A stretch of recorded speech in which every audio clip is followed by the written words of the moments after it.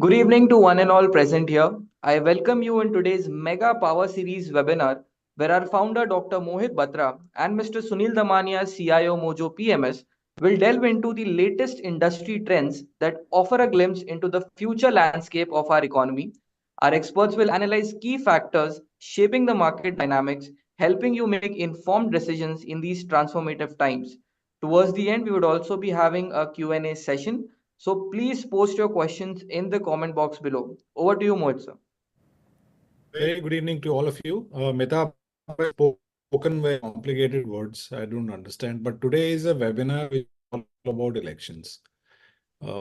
Future trends is today dedicated to how the elections and the times where we've been in the markets where elections have impacted and pre and post election analysis and how the elections have played out and how we've as an economy reacted to those elections.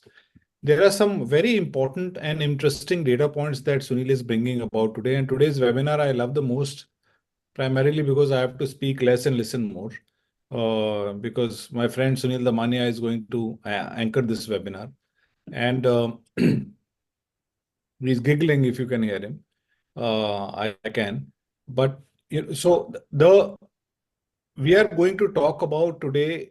Tomorrow, you know that we have the all interesting exit poll results coming out. We are doing a special at tomorrow evening, 7:30 for the exit poll analysis. But today, Sunil has already made up his mind in terms of which way the market is going. I also have made up my mind in which way the market is going, and we can discuss this in detail in the Q&A section.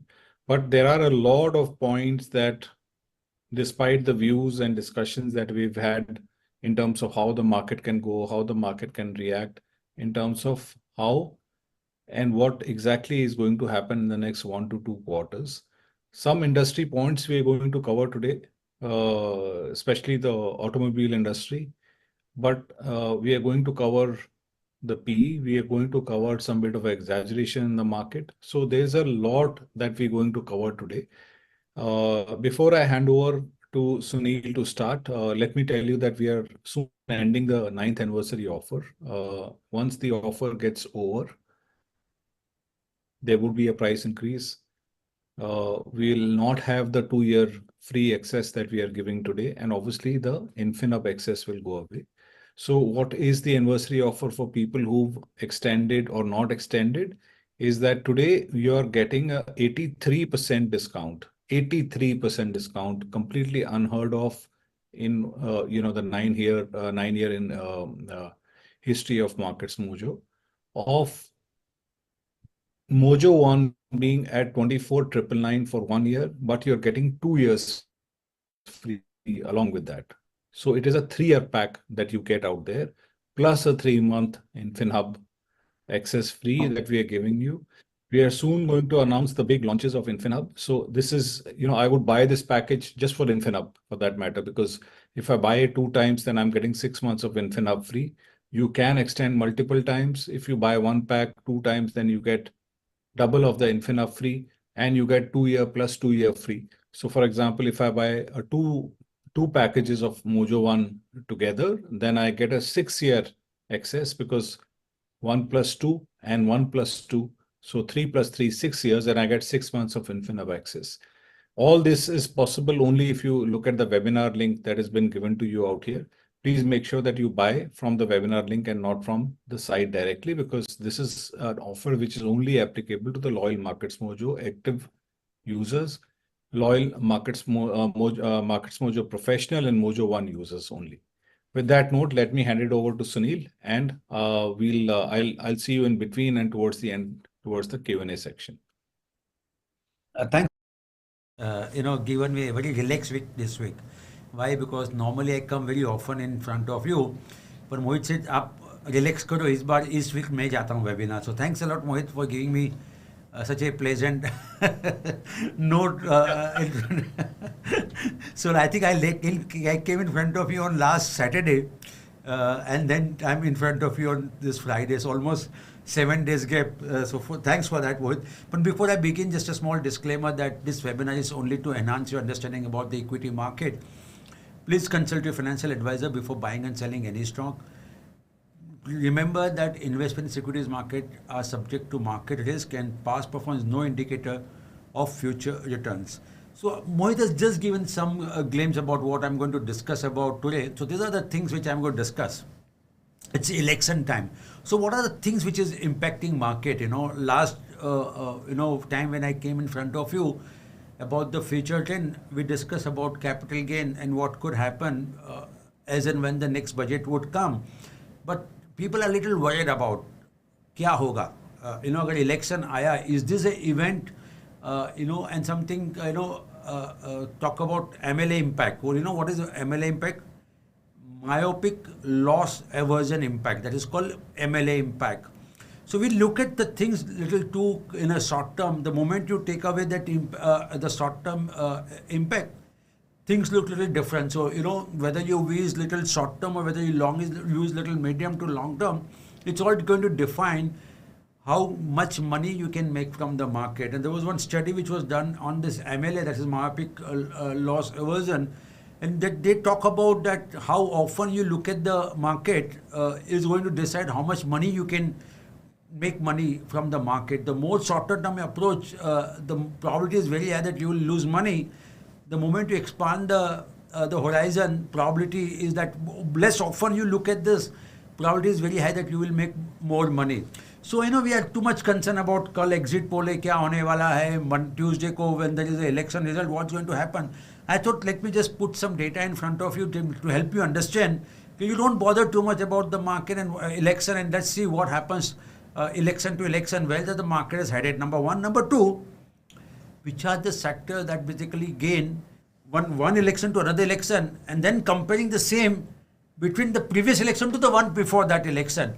And do we get a trend there? And we did get a very beautiful trend there. So that's going to have to discuss about it. Everyone is concerned about the price to earning ratio. So when you look at the big picture, things look little different. The moment you go more granular, that's what MarketsMojo is all about. We have gone little granular in terms of BSE 500 companies, and then try to put each and every piece, what we call bucket, to see what percentage of market cap falls in that bucket. So that gives an idea whether we are in a excessive valuation zone or we are in a very relatively cheap valuation zone. And then 100 lakh crore seems to be becoming like more of a things which happening very quickly. So are we in a melt up kind of a scenario? That's I'm going to discuss about it. Interest cost is becoming why? Because everyone talks about whether Fed will do rate cut or not, RBI will do rate cut or not. And since we are in the result season, we thought let's look at what's happening with the India Inc. Are we leveraged, not leveraged? Is India Inc. is capable to repay the loan in a manner? Because that does gives an indication whether we are in a danger zone or not. So I'm going to put that. The fifth basically is talk about the trend I'm going to talk about the winner and loser in the auto industry. And there's some data, to be honest with you, even I was not aware. When I started looking at the data, I thought these data are becoming very interesting, for one to get a sense which direction. And that also helps us to understand which company you should be going in for. Because normally the market loves those companies which gain market share. I again repeat, the market loves those companies which gain market share. Market normally doesn't like the company those lose markets. And if you look at some of the strategy which has been discussed by some of these FMCG companies or auto industry or consumer facing, they do talk about the market. So sometimes they will basically cut the price they will forego their margins just to retain the market share, because once you lose the market share, it becomes a little challenging for the incumbent players to increase the market share. And that we have seen many times, and sometimes you lose that market share almost permanently, kind of stuff. So people are very, very conscious about. So if you talk to any management guru, he will say, or she will say, never ever lose your market share. The moment you do that, it becomes a Herculean task. I'm not saying it's impossible, it becomes a Herculean task. So I'm going to discuss that. And of course, which is the best assets class till now in May. So we have looked at Indian markets, we have looked at global markets, we have looked at growth market, we have looked at value market, and we have looked at some of the commodity market. That brings us to again what we predicted in beginning of 2024. So we'll come back to that also. So there are 6 interesting trends that I'm going to talk about, and then we'll open the floor on the question and answer. Please ask more questions to Mohit than me. I'll thoroughly enjoy that. Anyway, coming to this, jokes apart, election to election market gains. So if you look at it, what I did actually, I look at the data going back to almost 50 years, 44 years to be very precise, from 1980. How the Sensex, because the reason I've taken Sensex because 1980 the Nifty was not there, so that we thought like what is available for a longer period of time. If you look at it, the market normally most of the time from election to election, despite election jitters, normally moves up. But then last 20 years has been very, very eventful years for the Indian equity market. Am I right? Because we have seen global financial crisis, we have seen whatnot in this. And if you look at this, we have seen global financial crisis, we have seen unstable government, we have seen fragile file tech given bit to the India, we have seen demon, we have seen faulty GST, we have seen global virus crisis and so on and so forth. And if you look at it, last 20 years, irrespective of who forms the government, I again repeat, who forms the government, market election to election has moved up. In 2009, it was a Congress-led government, Manmohan Singh. From that 2009 to 2000, sorry, I stand corrected actually, 2004, let me put it this way actually. Okay, so we get an idea. So 2004, the UPA came to power and market did not move much for the very simple, 2004 to 2009, again, I repeat again. Market went up by 165%. Of course, Indian market did very well. We did global financial crisis also happened at that. From 2009 to 2014, before Modi came in, again market went up by 69%. And you remember that the second term of Manmohan Singh government had a lot of challenges in terms of, there was a change in the finance ministry. We were like the CPI basically did not support the government. They left the government in between and so on and so forth. And then we had this Anna Hazare, Arvind Kejriwal movement and clearly created a lot of corruption, 2G, whatnot kind of coal corruption, Commonwealth corruption and so on. Yet market moved up by 69% from election to election. Modi became this one from 2014 to 2019, market went up by 61%. And this term is become 90. So whether it was a UPA or NDA government, market went up irrespective of who formed the government. My request to all of you, don't spend too much time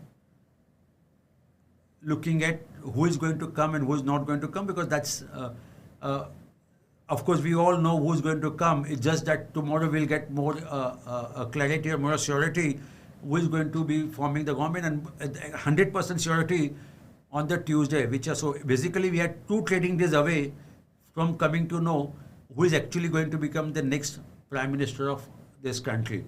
But irrespective of who forms the government, market trend is positive. So, those who are on the sideline waiting for the election to come, I don't think you should be spending so much time on that. Now that brings me another interesting data. Which sector did the well from election to election? So let me start with the one which has just happened from 2019 to 2024 election. Now, you please look at the data little carefully. Why I'm saying so? Because you will see that the sector that did extremely well from one election to another, one to another election, did not perform so well the next time. So let's look at what happened. The Nifty Realty Index and Nifty Metal has performed extremely well in last 5 years, 271%, 238%. Which has not done well? Nifty Financial, Nifty Bank, and the Nifty Media. Am I right? Now I go back further and let's look at to the 2014 to 2019. Okay, what happened? PSU Bank had declined, was down by 9%. So in the first term of Modi government, PSU Bank did not do well. PSE index did not do well. We did extremely well here. Can you see 198%? But in the previous, the first term of Modi government, it just went up by 5%. Metal was up by only 2%. Am I right? And here metal is up by 238%. So what does this trend suggest? The sector that did well from one election to another election did not repeat that kind of performance. Now let's go back to the worst performing, Nifty Financial and Nifty Bank. They were the best performing sector in the previous first term of Modi, but they underperformed in the second term of Modi. So whoever government comes, rest assured, the one sector which has done extremely well is unlikely to repeat. I'm not saying that's going to happen in 3 months, 6 months. I'm talking about 2029. So if you, the moment you expand your time horizon, probability is very high. The sector that did extremely well may not be able to repeat the same kind of performance by 2029. That's the data. But having said that, there are some similarities. What is the similarity? You look at the BSE small cap and mid cap. They are in the top of the cycle, top of the chart. And something similar happened even in the first term of Modi. So what does this clearly indicate? India is basically a mid and small cap market. Okay, so what applies to the sector may not apply to the market cap allocation. So logically, if you really want to create an alpha, be in the large and the mid and small cap, not in the large cap. That's where normally it underperforms to the mid and small cap, because India is still a growth market, and if it is a growth market, normally you should look. In fact, I wrote one piece whether India is a growth market or a value market in Economic Times, and you can read that article where I justify why India is a growth market. So this is what clearly suggests that the two things take away, irrespective of who forms the government, 2029 Indian indices will be much higher than what it is at this point of time. That's the point number, the observation number one. Observation number two, the sector that performed well in last 5 years unlikely to repeat in the next 5 years. And number three, mid and small cap will outperform the large cap over a period of next 5 years. Now let's look at the valuation. That become a little cause of concern for every one of us. And I thought, let me take BSE 500 for the very simple reason, because if I take Nifty or if I look at Sensex, it's a smaller set of companies. BSE 500 would account for almost 380, 403, to almost 90-95% of the total Indian market cap. So it gives a fair idea about what is happening. So what I did actually, while the overall P stance of BSE 500 is 26.8. But what I did, there are certain companies, there are three companies whose market cap is more than 1,000. More than 1,000. But they don't account for too much of a market cap, only account for 0.22% of total market caps. So it's not a very big concern. And then I keep going down. What gave me a little surprise is that 50% of the market, this is cumulative. So I've added, this plus this plus this plus this. 50% of the market is commanding at least 30p. At least 30p. Am I right? And they are loss making also, which is 2.60. So that's why I made 50, which is a little area of concern. Normally we don't command such a high price to earning, and this is based on trailing 12 months. A lot of companies have already declared their March numbers. So trailing 12 months, 50% of the market is trading at more than 30, at least 30 price to earning. And I think that's a little cause of concern for the market. Of course, clearly look at PET is not an ideal way to look at it. But when you look at it as a set of companies, India is trading at historically higher market cap to GDP also, and higher trailing 12 months to price to earning. So it is a cause of concern, and I think we need to be little cognizant of this fact that upside looks to be little limited at this point of time, but downside looks little possible. Of course, we do have an event of a budget election, but I think the market will start, once this election gets over, market will move to the election mode. And then what happens to the short-term capital gain, what happens to the long-term capital gain, and so on and so forth, market will start debating that. So don't, market nature, market job is to keep giving you worry. It will always come up with the new data points, which will create some amount of an anxiety, some amount of this one, ye abhi hoga to kya hoga. And market will start debating. So I can tell you, Once the election gets over, market will start debating about the budget in next 2 to 3 days, because anyway, finance minister has given an indication that first week or second week of July, election would be announced, which is near about 1 month, 1.5 months from now, and market will start debating, and capital gain would be at the top of the agenda. I wish they don't, all other long-term, all other capital assets, if it is short-term, gets added to your personal income tax, while in equity it's 15%. Other way, the long-term capital gain, to claim long-term capital gain, you need to have minimum holding of 3 years, except residential property, which is a 2 years. Who knows what government does, whether they basically change the definition of long-term capital gain for equity or not. And if that happens, then again, the market will start debating that. 100 lakh crore milestone, and when I look at the data, it again goes back to my previous slide about the price to earning ratio that I was talking about. You look at it, it took near about 408 months, and I've taken from 1980. That's where the actual equity market started doing some reasonable this one. First 100 lakh crore we achieved in Jan 2014. Jan 2014. The next 100 lakh got added in 86 months. The next, that is from 200 to 300 lakh crore, the journey took only 29 months. Am I right? And then only 9 months to edit. I think it's happening. There is something called melt up. I don't know how many people have heard this term. Are we in the melt up scenario? It looks like that we are in a melt up. Okay, and I think it does cause a little cause of concern for the market. Ideally, we should not be adding 100 lakh crore so fast and so quick. I do understand GDP is growing. Today the GDP data is coming out. But 9 months mein 100 lakh crore is not a small amount. Am I right? So I think it needs to moderate. So will 500 lakh crore, looking at this data, will it happen in less than 9 months? I doubt that will happen. That's what I wanted to convey to you. I may go wrong, but again, as and when that happens, I'll take back to this statement that I'm making it. We'll replay that video and see whether it happens. In my sense is that it will take more than 9 months to go from journey of 400 lakh crore to 500 lakh crore. Trend in India's borrowing cost. So I wanted to understand is that since RBI is not reducing the rate of interest, is it hurting India Inc.? Okay, and what came as a surprise to me, that India's borrowing cost, there is no rate cut. Am I right? In last 1 quarter. But India's borrowing cost, and this does not include banks and NBFC, because that for them it's a raw material. So, picture get a little distorted. So if you look at India spent about 90,000 crore in December 2023. That amount came down to 89,000 crore.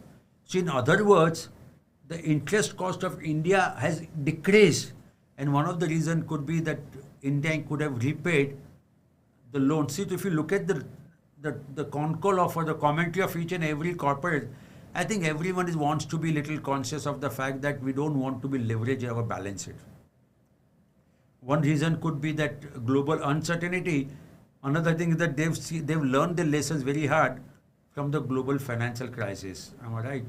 The good thing is that while the interest cost is basically coming down, the India's EBIT is going up, from 397 to 4.21 lakh crore. So that's increased. And due to that, interest coverage ratio, which is a really good, become 4. So if you look at 4.4, it's become 4.7. If you look at, remember in December it came down from 4.6 to 4.4, but now it increased to 4.7. That's on a quarter to quarter basis. But if you expand it for the full year, FY 2024, I think we did a good job. We went to 2.2 in the COVID year. If you remember that, we are now at 4.7. The highest has been in the recent past is FY 2022 of 5. So I think India Inc. is doing a very good job in terms of the maintaining its interest cost. Now it also is a reason to believe that capex can happen. Why? Because India Inc. is not leveraged. If India Inc. is not leveraged, they can afford to go for a capex. And our sense is that post-election, I think we would see some great revival in the capex cycle. And even if that happens, I think India Inc. is in a comfortable position to manage this higher cost of borrowing.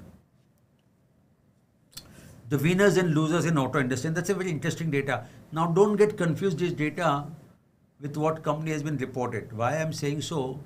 Because the company reports data at the manufacturing level. We have taken this data at the retail level, because what can happen? So what's the difference in a technical? Let me simplify for the benefit of everyone. Suppose I'm a Maruti. I supply my product to the dealer. So the sales have taken place. But dealer के पास inventory पड़ी है. And if dealer is not able to sell, then what happens? It is not actually the market sale, am I right? So what we look at, how much dealer, what kind of sales have taken at the dealer's place. That means actually you and me actually go and buy the car.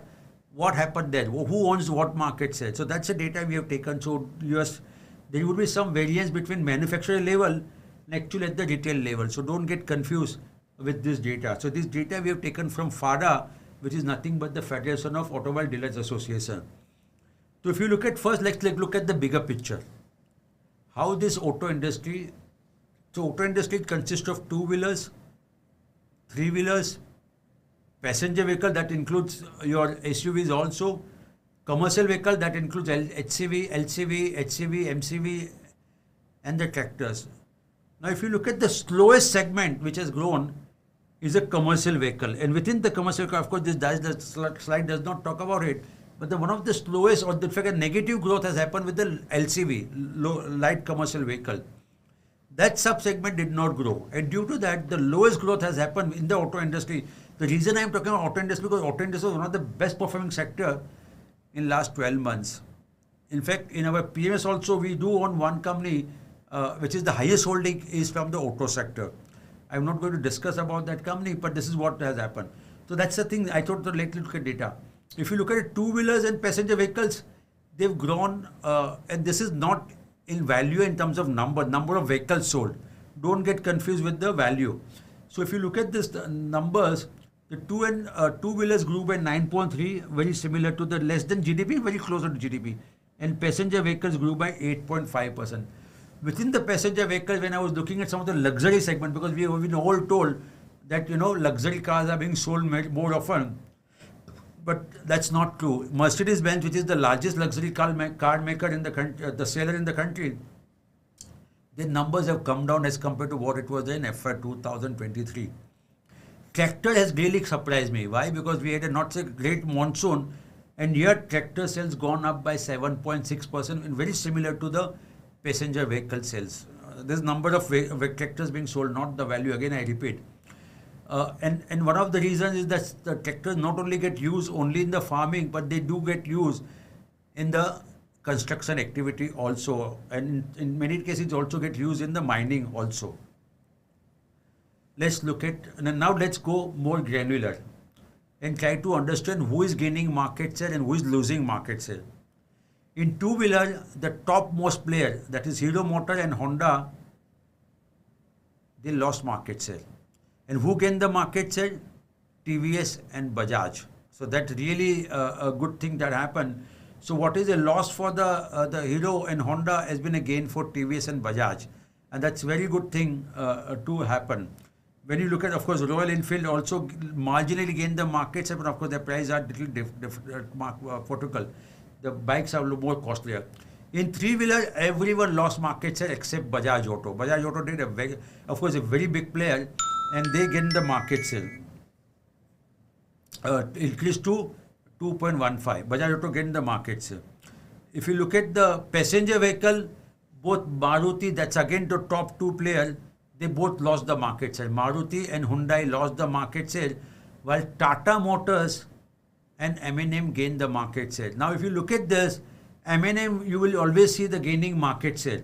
And I think this Anissa becoming the new CEO at M&A seems to have done a wonderful job. In fact, I was also pleasantly surprised because I was not expecting him to do such a good job, but he's done a brilliant job. So Tata Motors gained the market share, M&M gained the market share, but Maruti Suzuki and Hyundai lost the market share. If you look at Tata Motors, lost market share in commercial vehicle, but M&M gained the market share and Ashok Leyland gained the market share. And when I come to the tractor, again M&M. So if you look at M&M has been consistently gaining market share, whether it's a tractor, whether it's a commercial vehicle, whether it's in passenger vehicles. And the beauty is that in tractor, everyone gained the market share except John Deere and others. Everyone seems to have gained the market share. So that's a beauty about this one. Now, अब तक किसने पैसा ज़्यादा बनाया?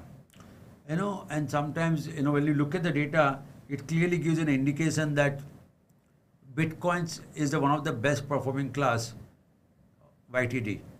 But silver is up by 31%. 31, this is the dollar terms, okay? And gold is up by 14%. Now, again, going back to our 2024 January prediction, we did mention that silver should outperform the gold, and that's exactly what has happened. If you look at the growth, strategy seems to be doing better.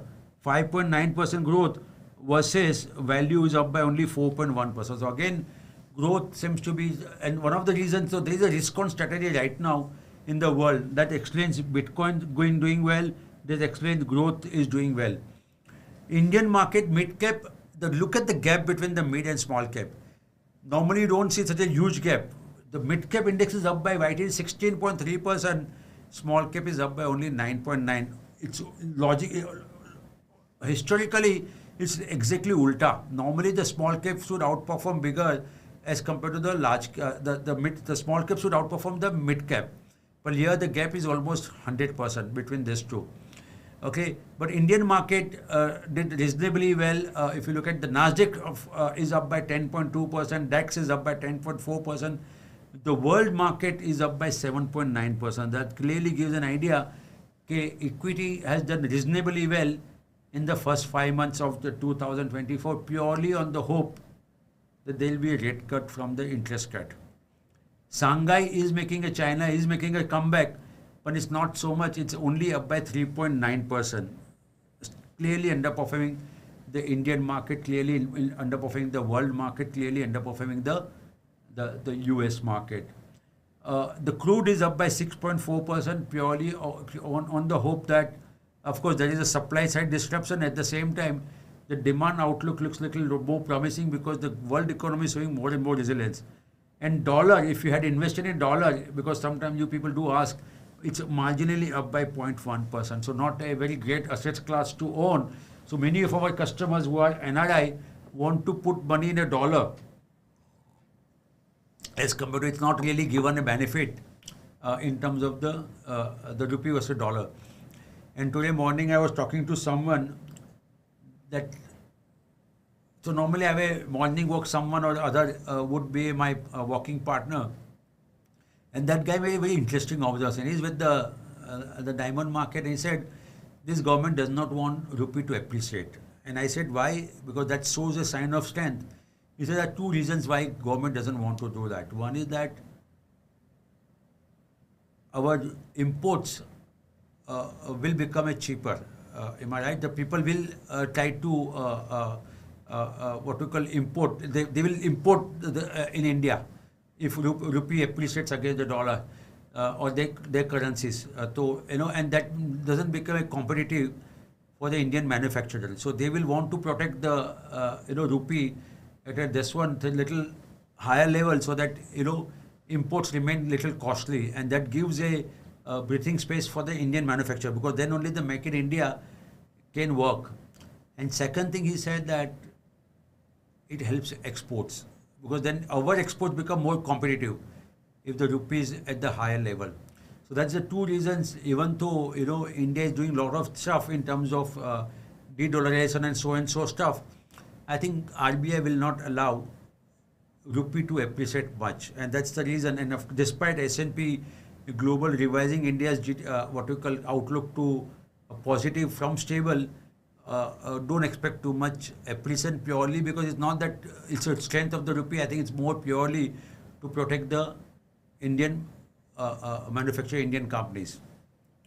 What are the major news for that? Of course, today's GDP growth came much higher than what was expected. In fact, the general consensus was less than 7%, and we grew at 7.8% for the last quarter. And this takes full year GDP to 8.2%, which is a very fantastic number to talk about. Sensex and Nifty both went down this week, and so is the case with mid and small cap. Foreign investors sold almost about 26,000 crore in May 2024. And India Inc., since we are fag end of India Inc. Season, March 2024 quarter season, sales grew by 9% and profit grew by almost 20%. And India Inc. net profit crossed 4 lakh crore, which is a very happy sign that has happened. Just to summarize, there are levers for Indian market to go up. What? Strong GDP growth, strong India Inc. earnings growth, interest costs are reasonable and falling, and so on and so forth. But at the same time, the valuations are little rich, and there are two pull and push factors basically which are at play.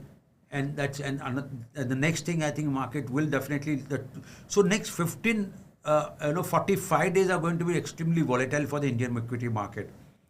One is the election result, and second thing is the budget, and that's going to make market a little choppy. We believe upside is kept, the downside possibilities that it market can correct. How much it will correct, what level it settle in, it's a area of debate. We will need to wait and watch what kind of measures government announce, and then we'll take a call on that. With this, let's open the floor for question answer.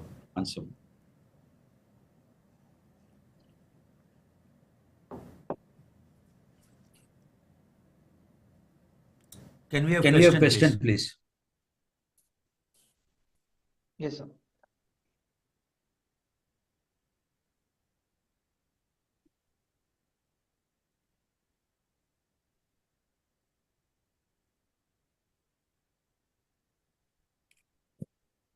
I think we're having some technical problem. So Mohit, do you have any question for me?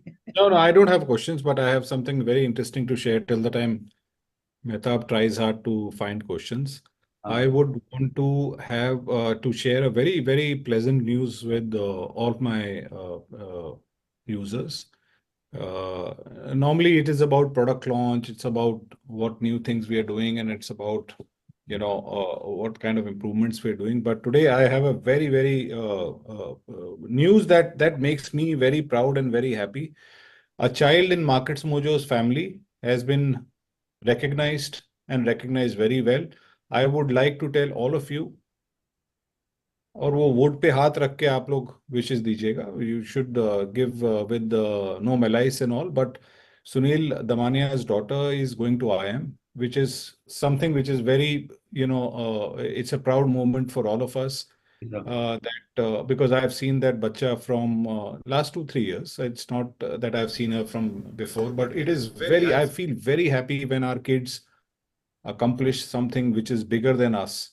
And I think she's accomplished something which is much bigger than what we've accomplished. And she's going to IIM. I will not tell you which IIM because you will go there and meet Sunil there. So I'm not going to do that. I'm not going to disclose that.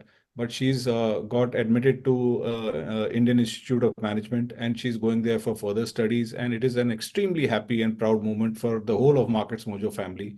And we wish our kid very happy next couple of years and a happy journey ahead with this. So Sunil, congratulations to you, your family, and to our daughter. Thank you. Thanks a lot, sir. Mehtab, are you ready? Yes, sir. So starting with the first question, this is from Mr. Prasad.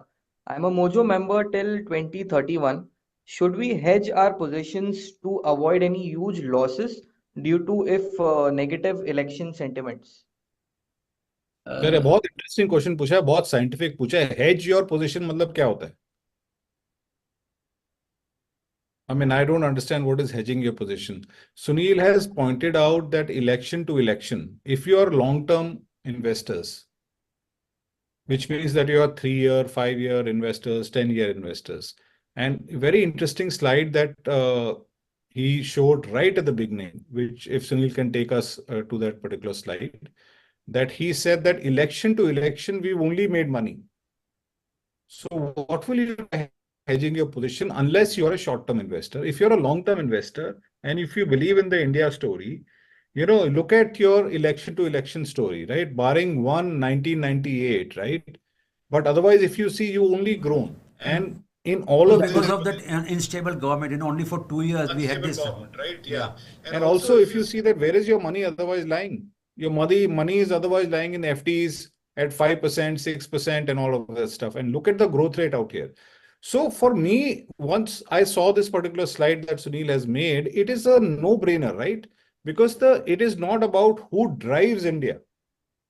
As I always sometimes, I asked Sunil a very difficult and a funny question, if Sunil remembers that who's more important, the horse or the pony? The horse or the horse rider, sorry. So according to me, the horse is so strong that whoever is the horse rider doesn't matter. In very few scenarios, in very few countries, this happens because country is in a fundamental overdrive. When the country is in a fundamental overdrive, which government, which guy comes to ride the horse, it really doesn't matter. And it's been an overdrive for a long time, sir. So, yeah, you may be able to hedge your position for a shorter duration, 1 month, 2 months time. But I think this overdrive is going to go on for a long time. And according to me, these numbers are subdued because a lot of challenges happened when these numbers happened. The numbers in the next 20 years will be way higher.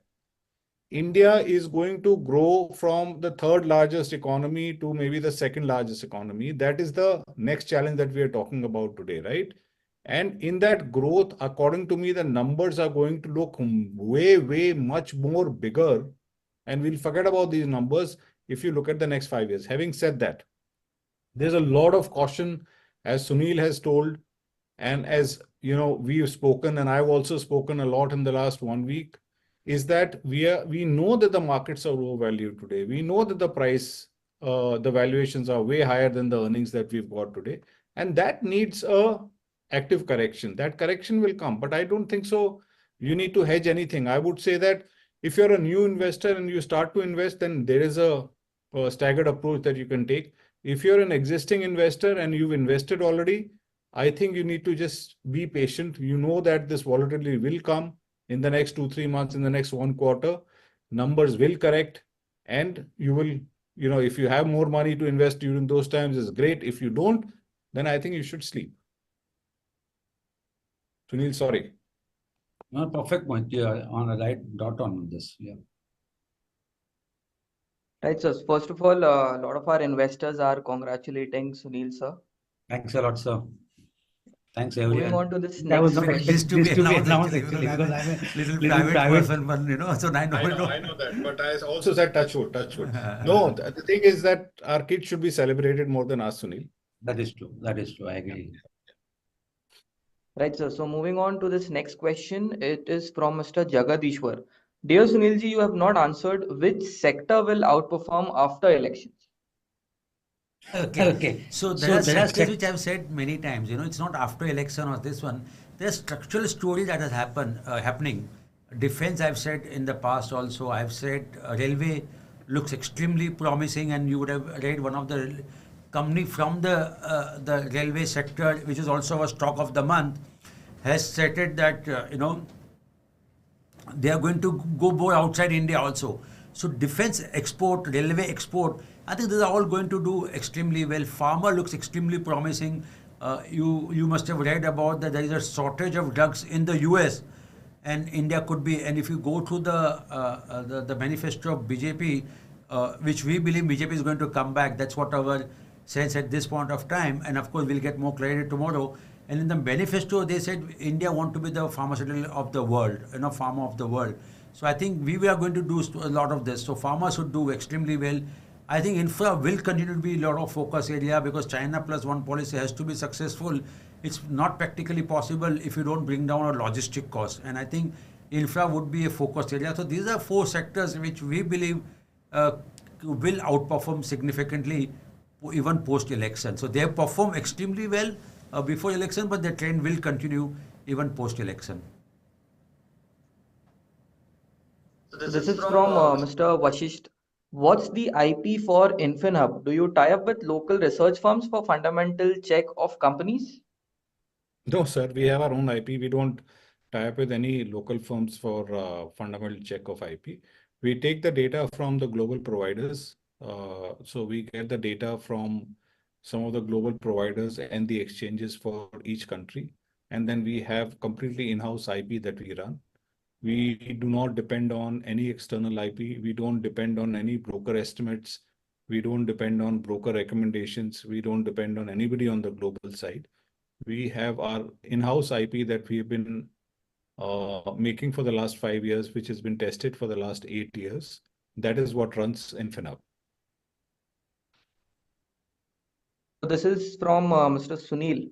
So very nice data points delivered. One side you have addressed India's market is a growth and not value. Another side you emphasize or cautious about valuation. Please comment.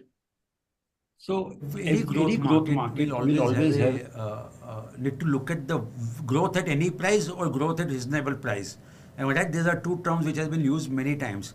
And I think we should always look at the growth at the reasonable price. Otherwise, I gave one example, if you remember, Sunil sir, I talked about one company called Cisco. It was the most valuable company in the US during the 2000 Y2K boom. Am I right? And rightly so, because the internet was the name of the game, and this company was manufacturing the net gears and so on and so forth. Even today, after 24 years, that company's market price is lower than what it was in 2000. The most valuable company in the US at that point of time. Am I right? So it's very critical that what price. So growth is yes, but growth at what price? Should you can't basically have growth at any price. Then you basically the valuation कोई मतलब ही नहीं रखेगा. So what we are talking about, growth at reasonable price, not growth at any price. That's why I basically want to emphasize that right now valuation looks little expensive. There are two things which can happen. One could be the time correction, where the market can remain the same, the earnings improves, and the valuation becomes reasonable. Or there is a price correction. The third thing can happen is the time correction as well as the price correction. So if you remember FY 2023, we did see time correction in the market. We did not see much of a price correction, but we did see the time correction. So either has to happen, whether we see time correction or we see price correction, or we happen to see combination of both. So this next question is from Mr. Ravi Kumar. Hello Mohit ji and Sunil ji. What is your forecast for gold price over the next couple of years? So Mohit ji, first would you like to go and then? Sir, you're the intelligent one. You go first. Okay. Let's go to ask So our sense is that gold looks more like a structural story, purely because if you remember in one of my future trend analysis we discussed about, and I think we were a little ahead of the other people started talking about that a lot of sovereign has been buying gold to do the de-dollarization, and we discussed this almost 8-9 months back in one of our future trend analysis. So a lot of gold is being bought by a lot of central banks across the world. So that will keep the demand at the price at the elevated level. Number one. Number two, there are some concerns coming out on how much debt US can sustain. I'm not saying that people are going to move away from this, but if you look at the complete basket as a percentage of total reserves, less and less the dollar percent is coming down, and that's going towards the gold. So my sense is that gold seems to be more a structural story. It's not that it's going to go up by every year 20-25%, but it should give a return somewhere in the region of 10 to 11% CAGR for next couple of years, which is good enough to beat the inflation also, because our sense is that inflation would be near about 4 to 5%, not more than that. And if assets class is giving you 10 to 11%, it should be good enough. Having said that, you should never invest in gold or silver, whether based on the view on the assets class. I think it's a more of a good assets allocation strategy. And we have always said that you should have gold and silver near about 10 to 15% of overall your portfolio. So keep that in mind. But my sense is that the gold should go up by 10 to 11% CAGR for next couple of years. This is from Mr. Abhay. Is there any special offer for attending the webinar? My subscription is expiring next month. Yeah. The special offer, sir, that is what we are talking about is for the webinar users only, which is you guys 24,999, which is at a 85% odd discount for 1 year, but we are giving you 2 years free along with that. So this becomes 3 years. So 24,999 becomes for 3 years, and we are giving you 3 months of InfinHub access free along with that. That is the anniversary offer, but I must tell you that this offer will close down soon. We have ran this offer for a week. The spots are filling fast. So don't you think that is mentioned in this particular webinar, and you can extend with that. You can extend multiple times also. So if you buy this package 2 times, you don't get 2 years, but you get 6 years, because 1 + 2 years free and then 1 + 2 years free, and with the 83% discount. So you can extend multiple times as well. But use the webinar link also, and this offer is only available on this particular webinar, only for the webinar users. So this is from Mr. Milan. What should be the strategy due to the overvaluation in the Indian market? I think the Very simple right strategy, stock right stock selection. selection. Don't go for Don't the go for stocks the which stocks are which are little little heated up, heated up, which are running ahead of the fundamental, fundamental, because they are the one who going to likely to remain underperformer for a for a longer longer period of time. So Choose a choose a bigger bigger stock stock which remains reasonably valued.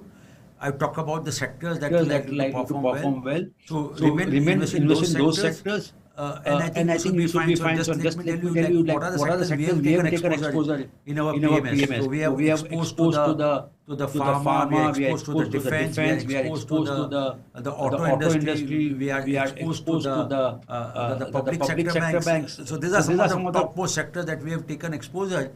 And of course the selection. So I think this the first you select the sector, then drill down to the company within that. But don't chase companies like I can tell you some of the companies which are commanding in excess of 100 PE. And when I look at the margins, their operating profit margins are very paper thin, which is very, very low. And if you look at their ROE, very, very low. And I keep looking at the research reports saying that these companies are going to perform so well. Unlikely that they are going to perform well, because the valuation looks very, very this. So please stay away from that. If you remember, one of our stock of the month which we recovered and we closed it also was one of the company that was into jewelry, selling imitation jewelry through TV channels in the US, and this one, and that company was touted as a growth company and justifying the valuations. We moved out of that company, and this company still is almost 50% below what price we exited, despite the overall market went up substantially up. So just give an example.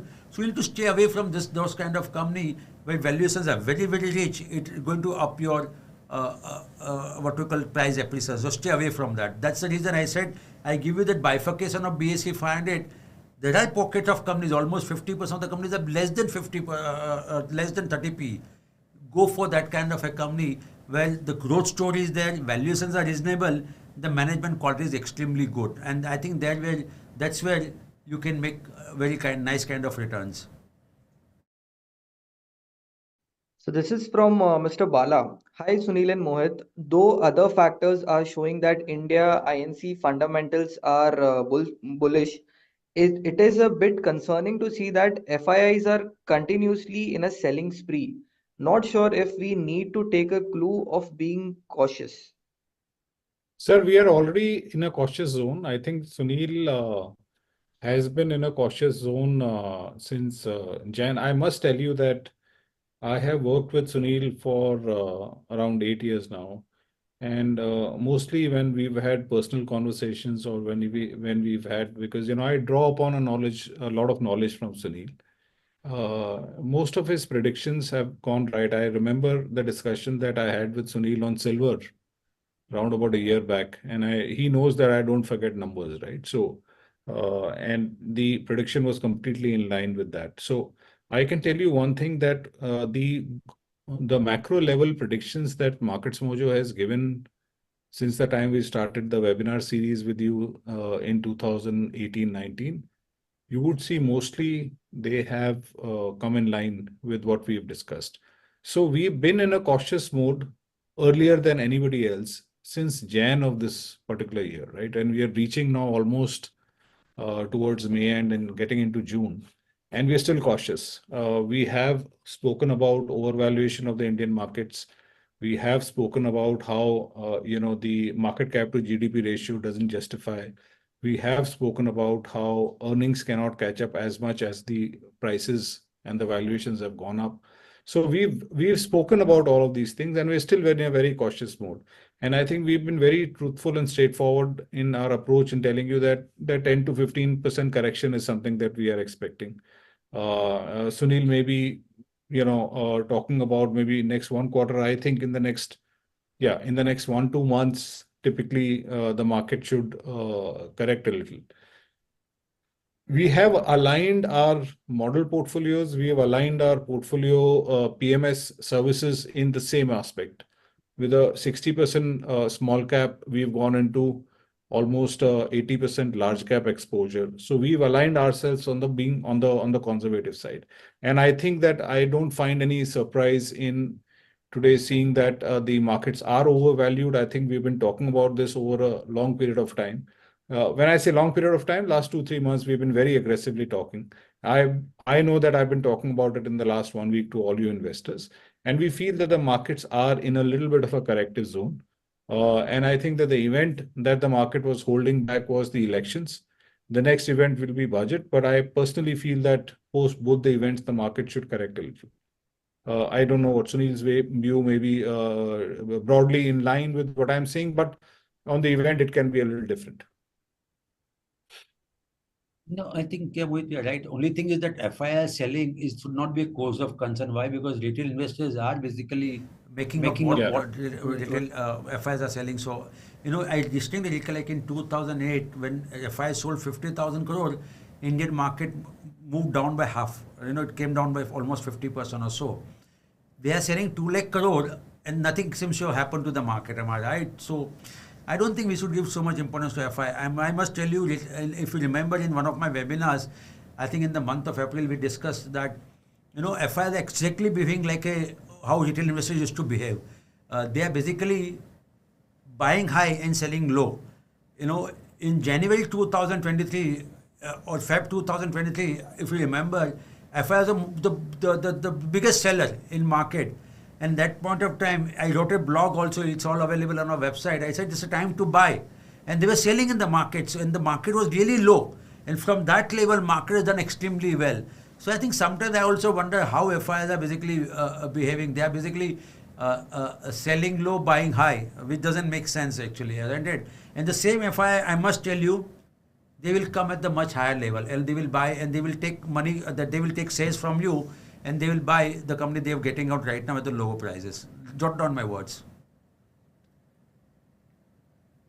So this is from Mr. Ajay. I'm a new investor. I have invested according to model portfolio moderate. How should I invest ahead? If you're an investor, you already invested in model portfolio moderate, sir. All our strategies, what we are talking about, will be accounted for in that particular strategy. If the only thing that happens in the next one quarter or something is the new money that you're allocating, and I think that the new money has to be allocated in a little more staggered way. So if you have, for example, 10 lakhs to invest in the next, say, 3 months, or you have 10 lakhs to invest today, I would say instead of investing the whole 10 lakhs today, which is an example, you invest it over the next 3 months, depending on the fall of the market. That's what I would recommend. But apart from that, the model portfolio will take care of your allocations today. So moving on to the next one, it's from Mr. Sankar. How can we judge a high value company? There are no standard formula as such. Sometimes the company having a PE of 60 also looks extremely promising, and sometimes a company having a PE of 5 may not be worth investing in. So, in our valuation, we look at various parameters. We look at the ROE, so we look at the price to book value versus the return on equity of the company. Then we look at what is the industry has been commanding. Is it in a commanding premium or not commanding a premium? So, and it's also a function of that, am I right? Because it gives a tailwind to the company. Then we look at price to earning growth ratio. We also look at dividend yield, just to bump up or bump down the valuation parameters. So I think the beauty, what you should look at it, the one big parameter that you should look at it, the ROE, and compare that ROE with the price to book value with the ROE. What this company has been historically commanding with that ROE, and what is this commanding. If the ROE is higher, that company can justify higher price to book value. But if for some reason, like I was talking about one of the company which commanding more than 100 price to earning, very low ROE, and the paper thin margin, wafer thin margin, this company cannot justify that valuation. So you look at price to book value versus the ROE, and that's the best way to look at it for an individual company. When you look at the larger set of companies, then it becomes a little difficult, and that's why I've used BSE 500 ka price to earning. So that, but look at for company ROE versus the price to book value. This next question is from Mr. Sagar. Hello Sunilji, I need to know how to tackle risk management in market and what is the sign to get out of the market if there is a black swan event, as it is impossible to predict any black swan event. But in previous cases, Harshad Mehta time 2008 time, the market falls 50% from its high and need another 5-8 years to get back those high. So from your experience, if any time we face this type of event, what should be a strategy, since reason for exit is not trigger but market falls? So whether to move out and what percentage fall we need to move out to carry cash so that we can deploy later. As per your advice, I have put 5 years expense as FD and other in equity via MarketsMojo. But in some previous cases, except COVID, market took 5 to 8 years to get back those highs. So, Sagarji, I think one should one should never never exit the exit the market. I market. must tell you, come what may, there will be black swan event. And see the beauty about this market. We have seen Harshad Mehta crisis, the Sensex was 4,000. Had you gone out, see, it's very difficult to get out of the market and then getting in. Practically impossible. We have seen 2008, what was the Sensex? 21,000. Am I right? Where are we today? Y2K, sorry, Y2K, the Sensex was 21,000 something. No, the 2008, the Sensex was 28,000. I think the Y2K, the Sensex was about 6,000. So every crisis, and you fast forward and you see the market is at all time. In my career, I started investing in the equity market when I was in school. Because I used to put my dad's money, not in school, sorry, college. You know, I've started investing in like SR Steel ka jab IPO tha, I put money in that IPO.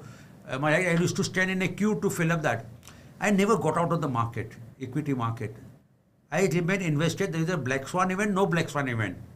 Only thing, your stock selection become little more cautious when the black swan event happens, you know.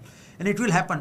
That's why it's called black swan. See, if you know the event is going to take place, then it's not called black swan. Black swan, the word is used only the event that you are not expecting is happening.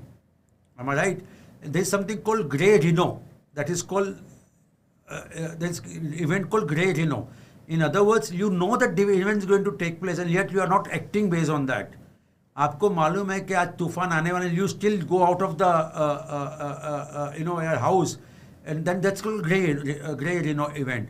That's what. The black swan event, no one knows when it happens. Even if it happens, something has to happen, go wrong with the Indian economy or something. Don't get out of the equity as assets class. We will, of course, it will take 3 years, it will take 5 years, it will take still. I distinctly recollect when this event took place of Demon. The demon, I think, took place on Tuesday or Wednesday, and the next day I was in CNBC. In the morning, I was asked, and in the evening, 8 p.m., the Modi announced that the fine 2,000 rupees. The same day, the US election, the Trump won, which was not expected, which was supposed to be the not good for the equity market. And one famous, the analyst who runs now PMS, has predicted that India's GDP is going to collapse like anything because of the demand of 500 and 1,000 rupee note. Had you got out at that point of time, you would be repenting in your lifetime. And you may not have been able to re-enter then also.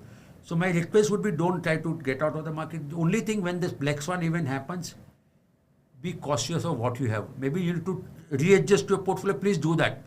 Do you need to trim your portfolio? Please do that. Remember, in 1990 Halsat Mehta crisis, which stock basically moved up?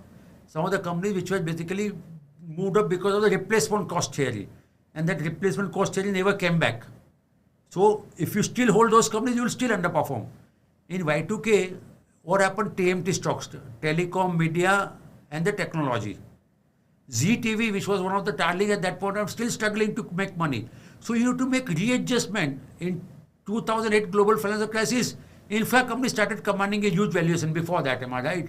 If you still got stuck with Jay Prakash Associates and so on and so forth, you'll still be bleeding a huge way. So when black swan event happens, that time you need to readjust your portfolio. You need to make your sector allocation a little different than what it was there. So that's the thing. So don't get out of the market, otherwise you will never be able to re-enter the market. And that's what I can tell you with my experience in last 30 years investing in the equity market. This is from Mr. Venkata Raman. Sir, what is the best possible scenario post-election results? What is the best possible scenario post-election results, sir? What are you? Which scenario are you talking about? The market scenario, the election, the. I think the best possible scenario post-election is that our sense is that BJP will form the government. Market will rejoice for some time, and then market will start debating about the budget and so on and so forth, and that's the scenario that we see now. Whether it's the best, worst, I don't know. What we believe that by next election 2029, market would be almost 100% up from this level. So we had near about 22,000 Nifty. We should be near about 44,000 Nifty level in next by 2029 election. So that's it with the Q&A, sir. Thanks a lot. Interesting session today. A lot of points that we discussed, but tomorrow we are going to. So we have two events that are coming on, which I must inform you about. One is tomorrow, which is the tomorrow we are going to discuss about the exit poll and the the analysis of the exit polls, which is a very, very interesting event. And on Sunday, I am personally doing a mega event for all your family members on financial planning. That's something that you guys have been asking about, and I thought that the Sunday would be a good day to do this because it takes a couple of hours for us to go through that whole analysis. So Sunday we are going to do that.